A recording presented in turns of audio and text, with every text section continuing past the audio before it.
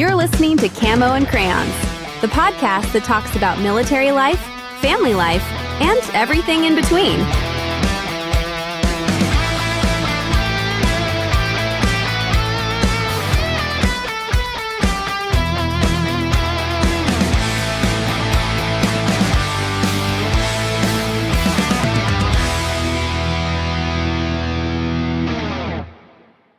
Welcome to Camo and Crayons today, and we are doing our second episode, and we're so excited. Our first guest is going to be none other than our Staff Sergeant, Annika Lyons, and we're going to talk to her today about being a female in a male-driven industry, the Marine Corps, and what it was like when she made her decisions to go to boot camp, what boot camp was like as a female, and what her career was, and all of the juicy stuff in between and after. So let's get into it. For anybody who is just tuning in and missed our last episode and doesn't really know you too much, can you just give them a quick, brief introduction of yourself and your role in the Marine Corps? Yeah, for sure. So for everybody, my name is Annika, Annika Lyon. I joined the Marine Corps in 2016. I just got out this last year, medically separated from the Marine Corps, almost 10 years. I was an ammunition technician all 10 years. The last year and a half, I was what's called a uniform readiness coordinator. So as an ammunition technician, I handled all logistics of ammunition, whether that's accountability, counting, moving, planning, preparing, all of the things is what I did with ammunition throughout the units I worked for. As a uniform readiness coordinator, my job was to have the answers, whether you are a spouse, a sister, a brother, a mom, a grandma, a grandpa, a cousin, a great uncle. I don't care who you are. If you had a question about the unit and what we were doing or needed some type of assistance, my entire purpose in life was to be there and provide that answer for you. I like to call myself a glorified party planner. I love to throw unit parties. We had some fantastic pool parties and all of the things that I had the lovely chance of utilizing unit funds to do, not my own money. So the battalion commander would authorize me to spend a lot of freaking money to be able to put on parties and good stuff for the Marines and just bring everybody together for what can be hard to find camaraderie on Parris Island because our schedule is so hectic with the recruits and with the recruit battalions and everything like that. Such a pain in the butt. So, yeah, that's what I did. I am a mom to a 6-year-old. Maybe Marine, I don't know. We'll see. He told me the other day he wanted to be an astronaut, so we'll see how that goes. I'm a wife. He is a warrant officer in the military, in the Marine Corps. We have the same job, fun fact, so that makes for very fun dinner conversations in our household. But yeah, that's me, and that's been my last 10 years. Originally from Washington State, for those who don't know. So not the biggest military producer state in the world, but we made it work. Here I am. So happy to be here today. That's really exciting. Okay, so let me ask you a question, Annika. If a young woman is thinking about joining, but is feeling intimidated, is unsure of her belonging, not really sure about what decision she makes, what kind of advice would you have for somebody like her? I would say, you have to think. Any decision you make at a young age regarding a career, it's all intimidating. Doesn't matter if the word Marine's in it, doesn't matter if it's airman, seaman, whatever. Doesn't matter if you're wanting to go do finances. It doesn't matter if you're wanting to go be a hostess at your local restaurant. Anything can be intimidating when you're getting out of that comfortability zone. So I think with me is my piece of advice, if I look back to how I was way too comfortable in my life, arguably extremely comfortable. I was set in my day-to-days. I didn't really ever challenge myself at that point. I was in college, just kind of going through the motions, and it wasn't fulfilling to me. There was no part of that I was like, yeah, I'm doing something with my life today. No, I wanted a challenge, and I didn't really know what that challenge was. I kind of looked into the Marine Corps and I looked at what it could make for me, and it was intimidating as all heck. Like at one point I was like, I'm so comfortable and good in my life. I don't know if this is the right decision because it's going to break me out of every part of that. So, if you're looking for something that's going to bring you to your base self take away all the comfortability, take away everything you know, like all of the normalcy in your life. You strip all that away, and you want to know who you are as a person without all of that, and you want to know who you can build as a person as you grow, then the Marine Corps is for you. The military is for you. It's going to provide challenges. It's going to be a fantastic way for you to be able to shape who you could become. I mean, it doesn't matter if you stay in for 1 enlistment or you stay for 10 enlistments. Like, it's a way to just do something. And it leads to so many other opportunities that, like, yeah, it's intimidating the first time you get the idea. It's intimidating to think about. You could be like, oh no, we'll choose something else. But once you make that decision, I promise you, so many doors open up. It's intimidating for the first little bit, and then you start and you find yourself within it and you get into the groove, and it is just another career like anybody else has. So that's my advice. Just go for it. It's the least you can do is not like it and get out after 4. Mm-hmm. But you have so many more opportunities that you didn't before you joined. Right. That's important to know that. Yeah, it's intimidating to join the military, but it's also intimidating to maybe go to college and to start that first job, whether you're a teacher or even a hostess, like you said. You know, it's intimidating whatever you do, but learning to go and do those things really helps build you as a person. When you made that decision to go into the Marine Corps, I know we've talked about it. It was a very last minute decision for you. You kind of really didn't even have this on your bucket list, did you? Not at all. No. There's no part of me that had this plan. I was in college. I was going to college for business. I was planning to hopefully work with my dad or something along those lines, because he's a marketing director. That's always what I wanted to do. And then I went to a pulley function because my brother joined shortly before I did. Went to the pulley function, got tricked, was told that I was just going to see what boot camp's like for a couple of days, go see people get yelled at. Nope. I was the first one to get yelled at and the last one to get yelled at, and I had my butt handed to me the whole weekend, and I thought it was the coolest crap I've ever done in my life. I was like, this is it. Sign me up. I'm not comfortable. I love it, and we're going to go for it. And then I showed up on that Monday, signed paperwork, went home, and was like, so I have a date for boot camp, and my dad was like, oh, huh? It was a shock. That's funny. That's, something you just said to me really stuck out. And I say this to people that work for me and everything else. You said, I was uncomfortable, sign me up.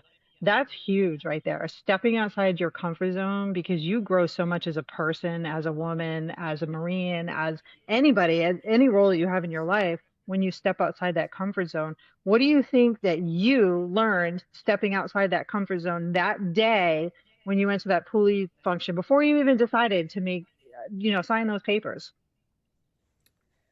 I think within just doing the small, like I consider that a baby step compared to the rest of my career that I jumped into. Like, there were decisions that were made that I was flying into, no hesitation. And I think me going to that pulley function set me up to be able to have the mindset to do that. It gave me the idea that I can go into an uncomfortable situation and something amazing can come from it. It doesn't always end up bad. You don't always end up uncomfortable for forever. Making that decision that day set up my mindset for the rest of my career of take the uncomfortable option, and it can turn into something that turns out great for you. So I think that's the biggest thing I took away that day. Do you know the statistics of how many women are in the Marines? Because, when you think of the Marines, you think of a very man-dominated role. And so you hardly ever see a lot of females. Yeah. I mean, the biggest slogan is to say we're the 1% of the 1%. So, I mean, there truly is not that many. Like, the unit I was at previously before this one, there were 168 of us and 3 of us were females. Oh, so wow. It's like you walk into these rooms and it's male dominated as all heck. And it's nerve-wracking, and like we're talking about, it's uncomfortable. It's not fun to be the only female in the room.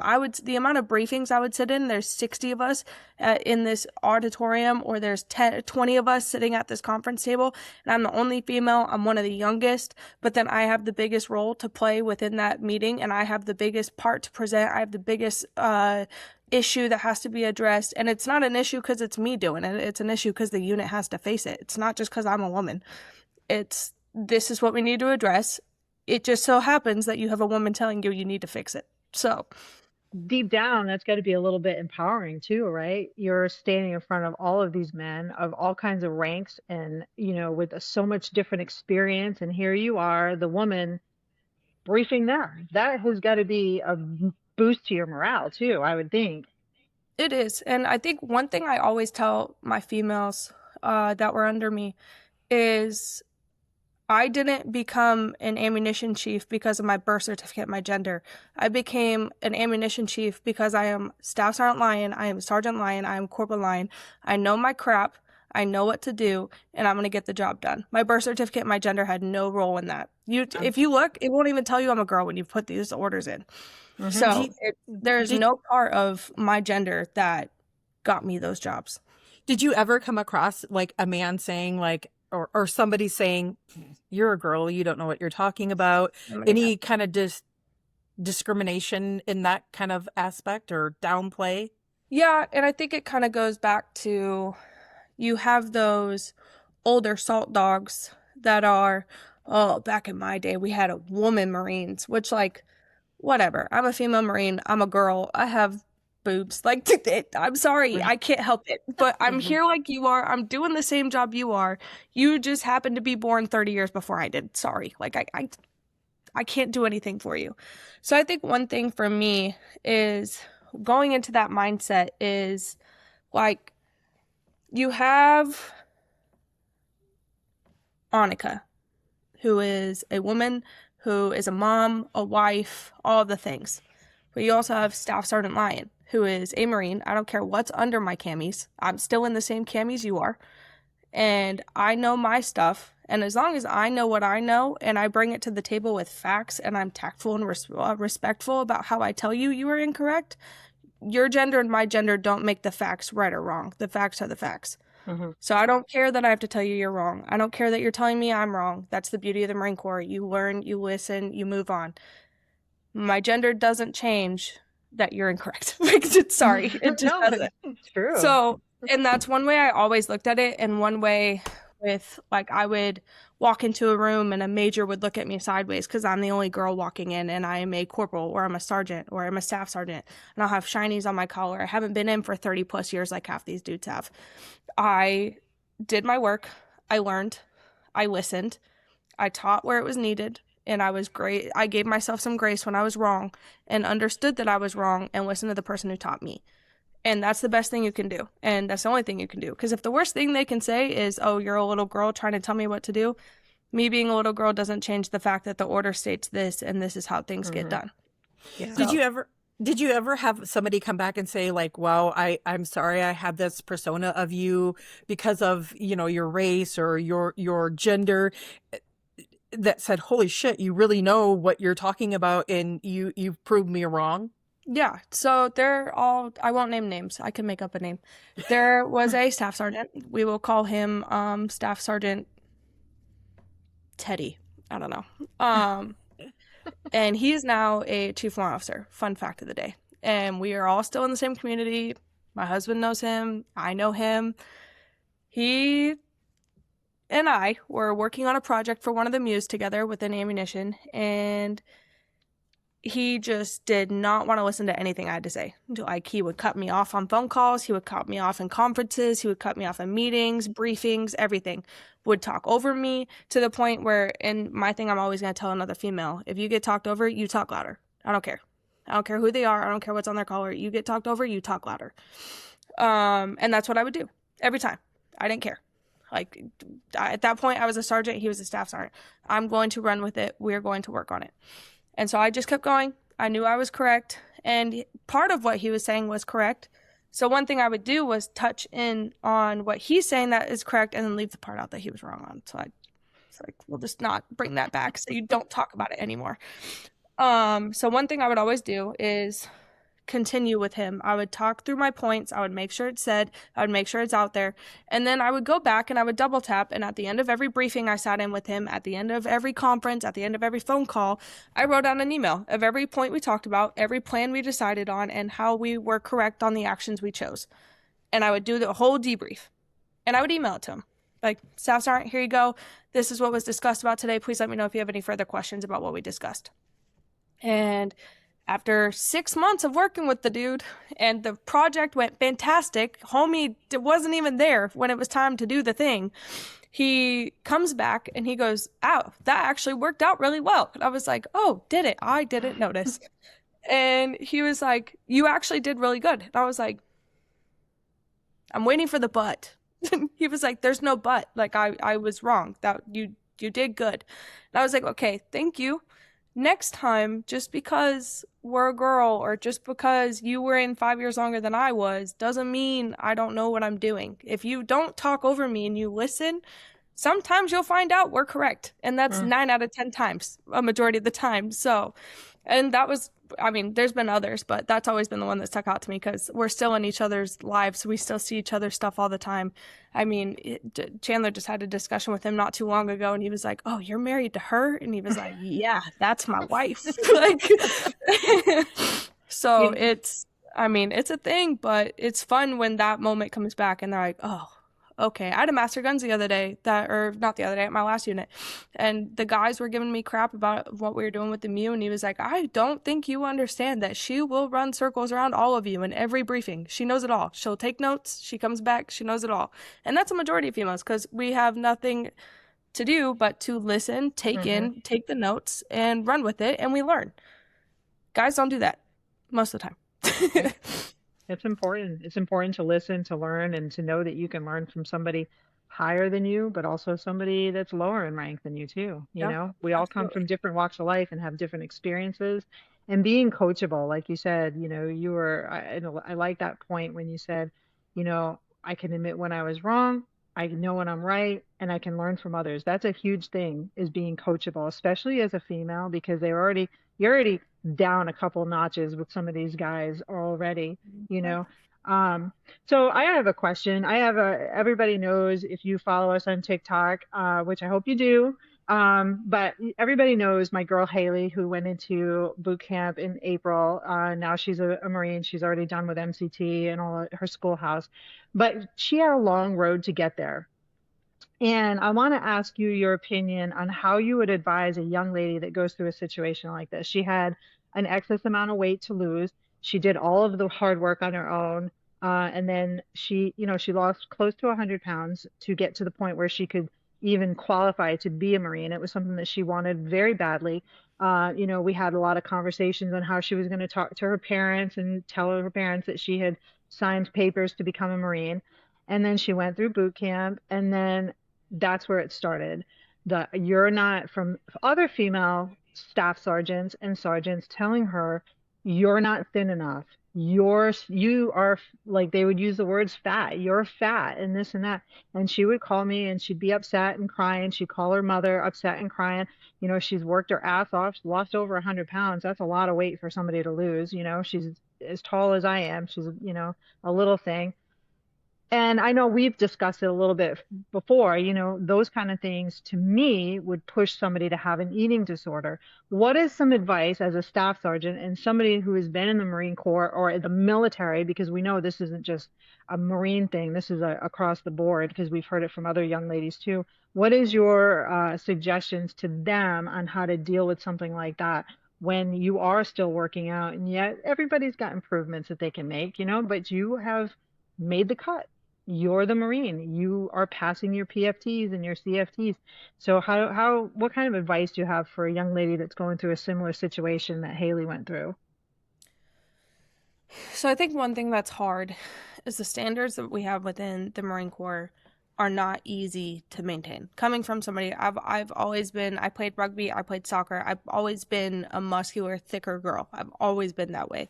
So the Marine Corps was hard for me. When it came to height and weight time, there was times where I'm sitting in the sauna in a sauna suit, going in between the sauna and running on the treadmill in sauna suits, sweatshirt, sweats, all the things, just to see just to be good. And I was always within 5-ish pounds, depending. But at the same time, it's the stigma of, oh, you had to get taped to make weight. Oh, you don't look as small as the girl standing next to you in uniform. Oh, you wear a medium instead of a small. Those little things are always going to be there, unfortunately.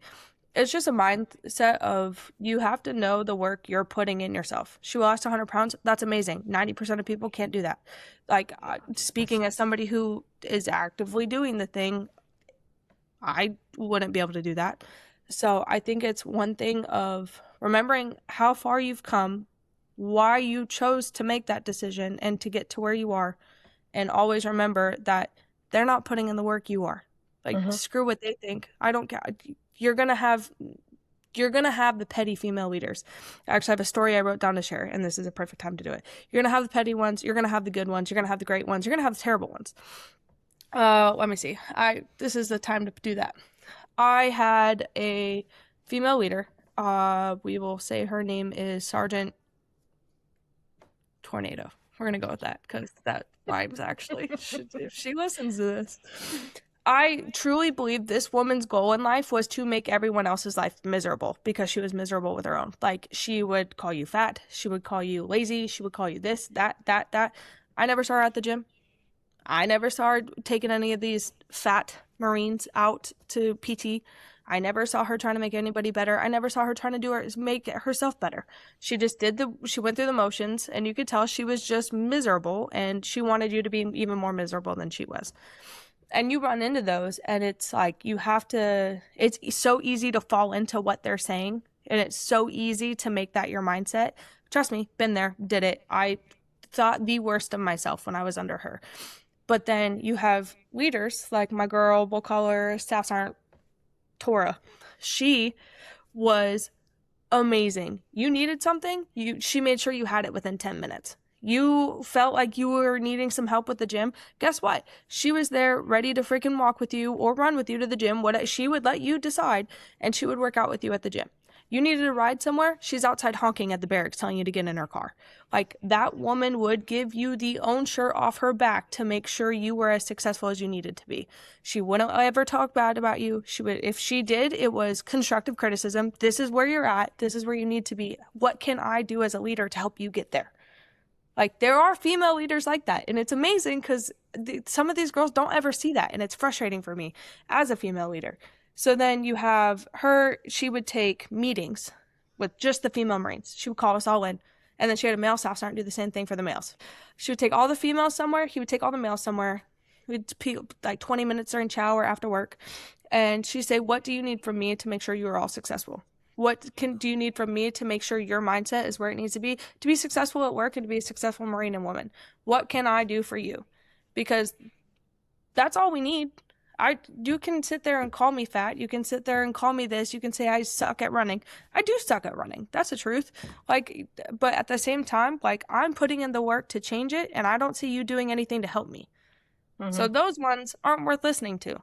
They're not. You're going to find the ones, and you're going to find the ones that are good. You're going to find the ones that are going to help you. You're going to find the ones that are going to build you up, not tear you down because they're unhappy with themselves. So me, as a young female Marine, when I was in the junior Marine stage and I was listening to either Sergeant Tornado or Staff Sergeant Tora, obviously I took everything I didn't want to be as a leader from Staff Sergeant or Sergeant Tornado, and everything I wanted from Staff Sergeant Tora, and I molded myself into what I needed as a junior Marine, as a female. So for Haley, it's don't listen to the ones that aren't helping you. They're there because they're probably just as unhappy. They're making comments because they have nothing else to talk to you about, and that's not a good leader. Listen to the ones that are good. There are going to be good ones. You're going to find them somewhere. I promise you, they're out there. And they are the ones you should listen to. They're the ones that are going to help you. They're the ones that are going to push you through it. The naysayers, screw them. Because at that point, they're not there putting in the work with you. They're not even putting work in themselves. They're just putting you down, and that's not fair. So, not just as a Marine, but as a woman and a leader, what challenges did those things that you came across shape the person you are today?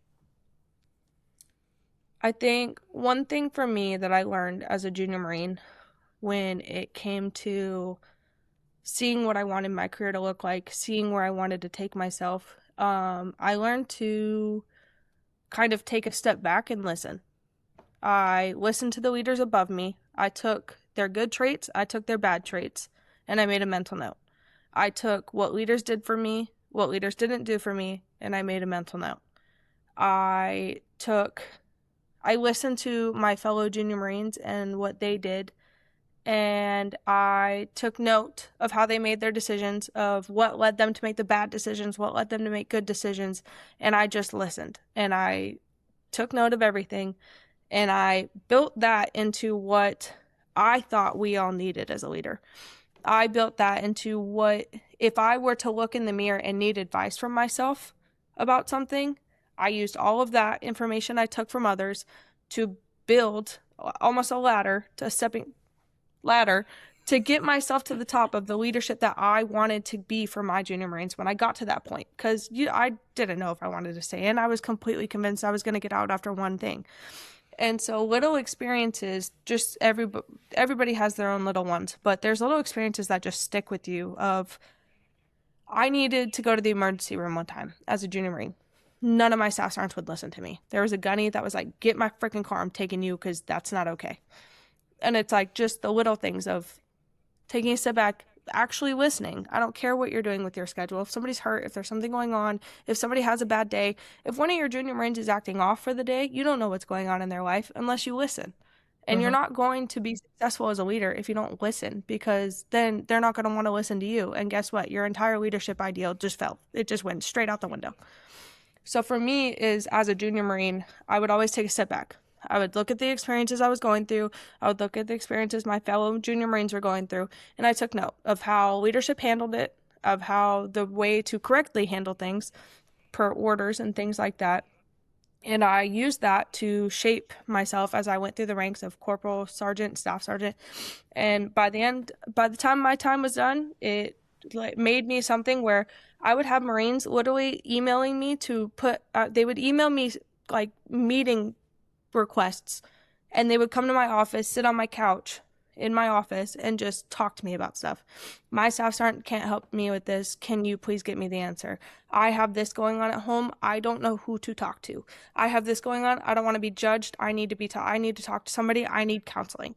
That kind of stuff. And for me, like, forget the entire Marine concept. For me as a leader, for people to be comfortable enough to come sit in my office, I had men crying in my office. Like, just for that stuff, for people to be comfortable enough with you as a leader to do that with you, I know I did something right along the way. And those little experiences that you take, you don't be judgmental, because I didn't want people to be judgmental of me as a junior Marine. I was making some crazy decisions. But I learned. You live, you learn, you continue on. And I mean, it's my ideal, or my mantra as a leader was I wanted to leave the Marine Corps better than I found it when it came my time to be a leader and it came my time to go. And I truly do think I did that. I still have Marines today. I was on base today. I was at the PX, and a Marine freaking ran me down in the hallway, in the aisle of the PX, and was like, Staff Sergeant, I just want you to know we all miss you so much. Can I give you a call later this week? Yeah, kid, call me, whatever you need. I have Navy personnel that call me, hey, I need advice on how to handle this with a Marine. Here you go, kid, you got this. I have Army soldiers that from a base that I haven't been to in 6 years call me, hey, we have this ammunition problem with the Marine Corps. How would you fix it? Like, just stuff like that. And it's like, when things like that happen, you know you did something right as a leader, and you know you took the right pieces. So that's always my thing. Yeah. Pick what you want, pick what you don't want, and carry it through. It speaks volumes when you are not working somewhere, whether it's civilian world, military, when people are still reaching out to you years later for advice and, and saying, hey, you know what, you really helped me and you're the person I trust the most. So I'm still going to reach out to you. That speaks volumes, not only as you as a person and a woman, but also as a Marine. How you treated people is huge, and it shows in how you handle yourself with our community that we're creating. It shows when, we hear these stories about you. And that's one of the things that I like about you, that you are fair to everybody, and you give everybody a chance. And that's important. And you don't treat anybody dumb. And that's really important because, some people, as we know, we'll get letters and comments, or even in our live, they'll say, dumb question. There is no dumb question. You don't learn unless you ask, and you go to the person that is actually teaching you those things, So, okay, so one more question before we wrap up this episode today. If you could sit down with your younger self the day you left for boot camp, what advice would you give her, and what do you think she would be most proud of today as you are now a veteran? If I could go back to September 6th, 2016, and talk to little Annika, as I love to call her, little Annika, my biggest thing is stop listening to others. Stop being timid. Stop listening to others. You're always going to have somebody that's going to say you can't do it. You're always going to have somebody that's questioning you, whether it's a male, female, military or not. There's always someone in your life that's going to be questioning you. And you're always also going to have somebody always in your corner rooting for you. I don't care if I've met you through TikTok. I promise you, I'm rooting for you. I don't care that we don't live in the same area. I promise you, there's somebody out there rooting for you, somebody you came across.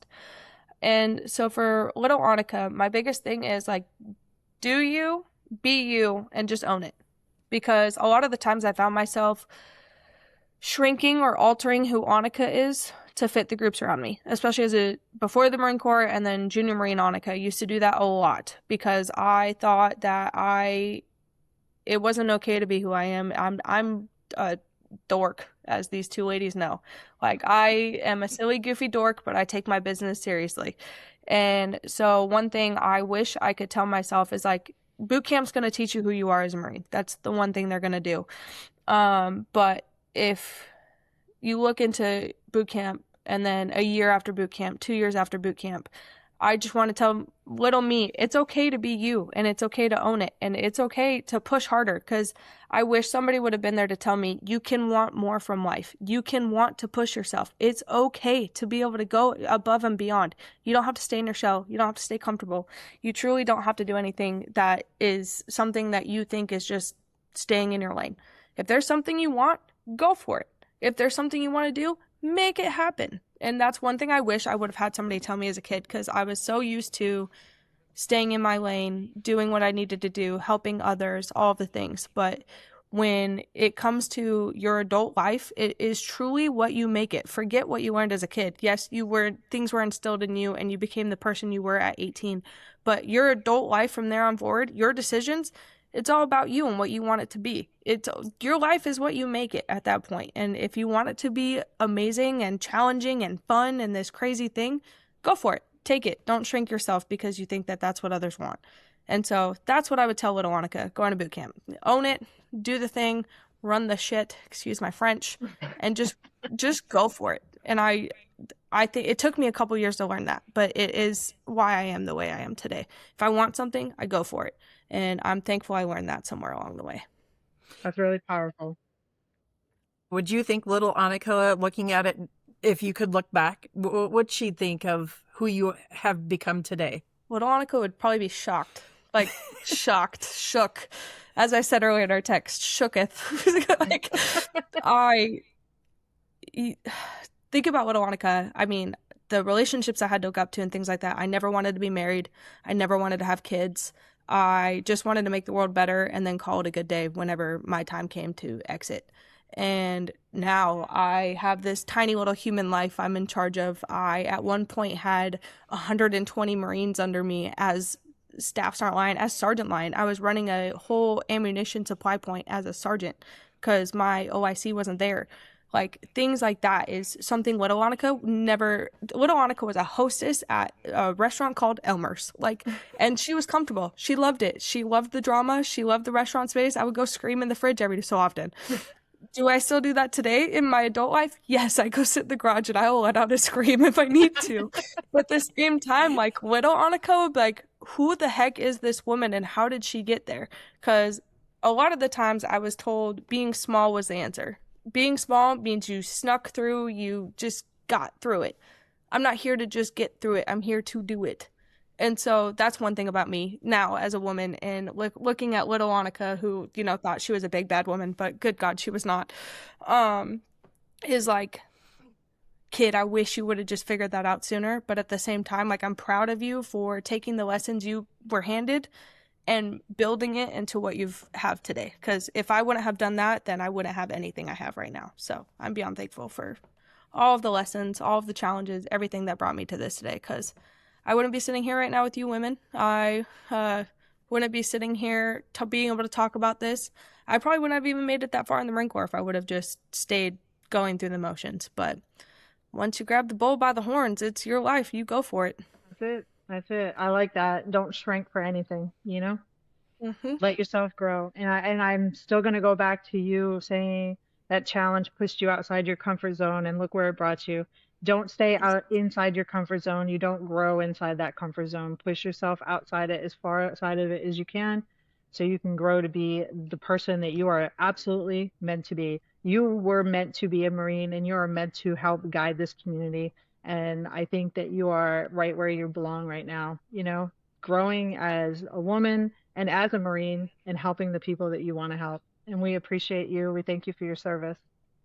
Thank you. I'm happy to be here. So for all of my lovely women that listen to this in the future, and all of you that have women service members within your family, I left a few links down at the below that are fantastic for active duty. It doesn't matter what branch. I don't care if you're Marine, Navy, Army, Space Force, whatever you want, whatever you are. The links below are little tips, tricks, opportunities, possibilities, financial assistance, things along those lines that can be very helpful. There's a few in there that help with veterans post service. So please, if you need anything, you can look at those links or feel free to reach out. I know all of our socials will be listed below as well.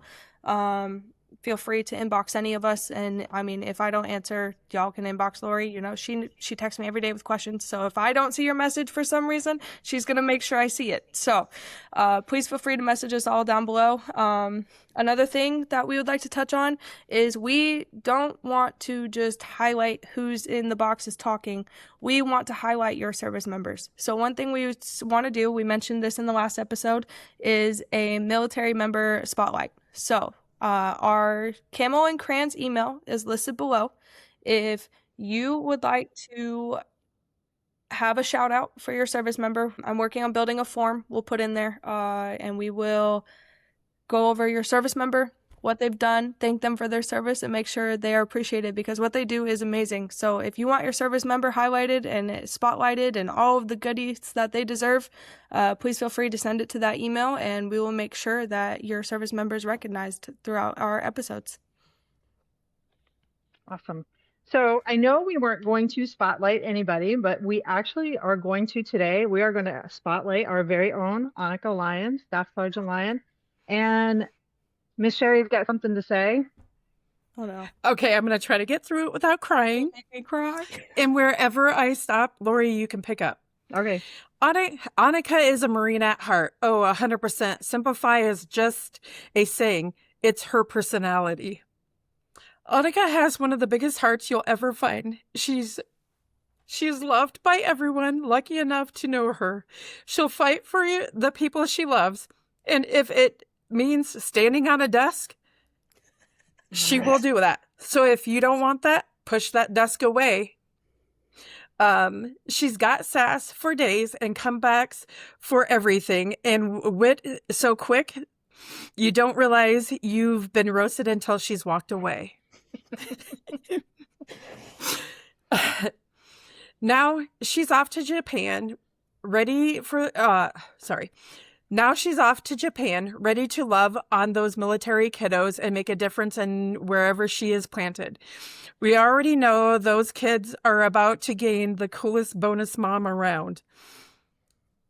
All right, Laurie, you can just start that. Okay. She calls us mom and auntie, but let's be honest, she saved us just as much as we have saved her.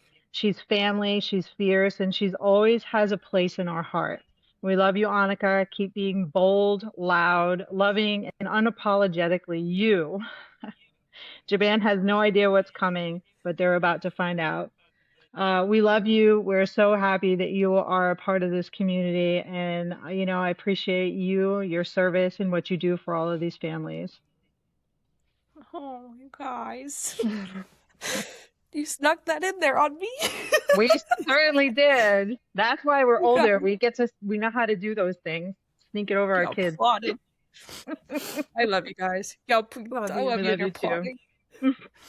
Thank you. All I right, appreciate it. so this is our second episode. I want you guys to like, follow, share, subscribe, tell everybody about this. If you have any subjects that you want us to touch on, please email us. Like Annika said, they'll be down in the show notes. Our email address, just send us an email and we'll be happy to discuss any subjects that you want us to discuss. And if you would like to be a guest, if you're a service member, if you're a veteran, if you're a civilian that works with anybody in the military, feel free to send us an email also. But all right, well, have a great day. Thanks for joining us.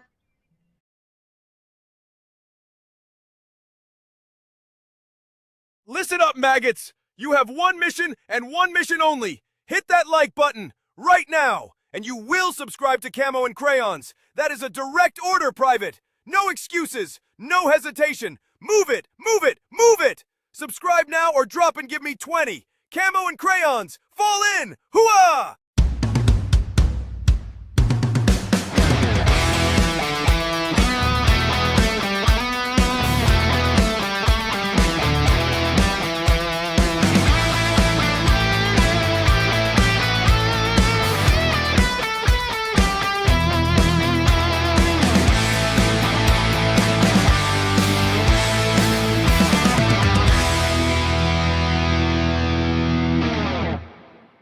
Camo and Crayons was recorded and produced by SWA Creative Media.